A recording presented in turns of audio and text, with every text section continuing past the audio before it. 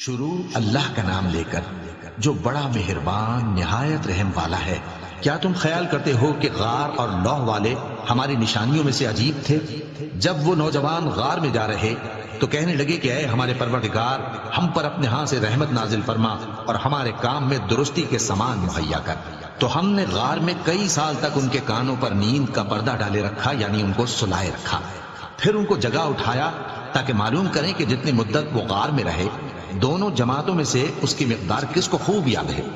ہم ان کے حالات تم سے صحیح صحیح بیان کرتے ہیں۔ وہ کئی نوجوان تھے جو اپنے پروردگار پر ایمان لائے تھے، اور ہم نے ان کو اور زیادہ ہدایت دی تھی اور ان کے دلوں کو مربوط یعنی مضبوط کر دیا۔ جب وہ اٹھ کھڑے ہوئے تو کہنے لگے کہ ہمارا پروردگار آسمانوں اور زمین کا مالک ہے، ہم اس کے سوا کسی کو معبود سمجھ کر نہ پکاریں گے۔ اگر ایسا کیا تو اس وقت ہم نے بے عقلی کی بات کی۔ ان ہماری قوم کے لوگوں نے اس کے سوا اور معبود بنا رکھے ہیں، بھلا یہ ان کے معبود ہونے پر کوئی کھلی دلیل کیوں نہیں لاتے؟ تو اس سے زیادہ کون ظالم ہے جو اللہ پر جھوٹ باندھے؟ اور جب تم نے ان مشرکوں سے اور جن کی یہ اللہ کے سوا عبادت کرتے ہیں ان سے کنارہ کر لیا ہے تو غار میں چل رہو، تمہارا پروردگار تمہارے لیے اپنی رحمت وسیع کر دے گا اور تمہارے کاموں میں آسانی کے سامان مہیا کرے گا۔ اور جب سورج نکلے تو تم دیکھو کہ دھوپ ان کے غار سے داہنی طرف سمٹ جائے، اور جب غروب ہو تو ان سے بائیں طرف کترا جائے، اور وہ اس غار کے کشادہ حصے میں تھے۔ یہ اللہ کی نشانیوں میں سے ہیں، جس کو اللہ ہدایت دے وہ ہدایت یاب ہے، اور جس کو گمراہ رہنے دے تو تم اس کے لیے کوئی دوست راہ بتانے والا نہ پاؤ گے۔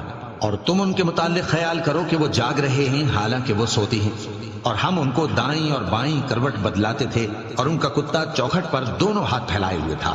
اگر تم ان کو جھانک کر دیکھتے تو پیٹ پھیر کر بھاگ جاتے اور ان سے دہشت میں آ جاتے۔ اور اسی طرح ہم نے ان کو اٹھایا تاکہ آپس میں ایک دوسرے سے دریافت کریں۔ ایک کہنے والے نے کہا کہ تم یہاں کتنی مدت رہے؟ انہوں نے کہا کہ ایک دن یا اس سے بھی کم۔ انہوں نے کہا کہ جتنی مدت تم رہے ہو تمہارا پروردگار ہی اس کو خوب جانتا ہے۔ تو اپنے میں سے کسی کو یہ روپیہ دے کر شہر بھیجو، وہ دیکھے کہ نفیس کھانا کون سا ہے تو اس میں سے کھانا لے آئے، اور احتیاط سے آئے جائے اور تمہارا حال کسی کو نہ بتائے۔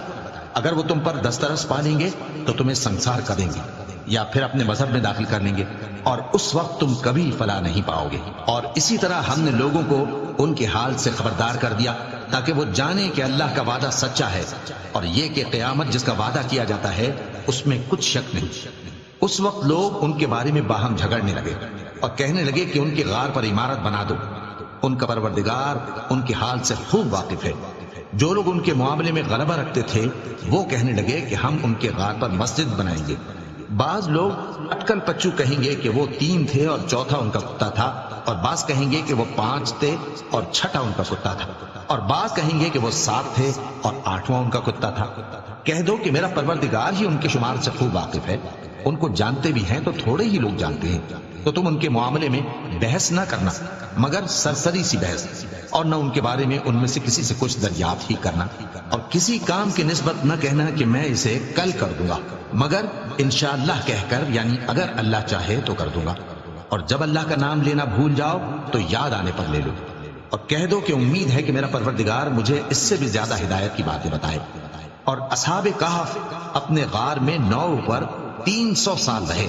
کہہ دو کہ جتنی مدت وہ رہے اسے اللہ ہی خوب جانتا ہے، اسی کو آسمانوں اور زمین کی پوشیدہ باتیں معلوم ہیں، وہ کیا خوب دیکھنے والا اور کیا خوب سننے والا ہے۔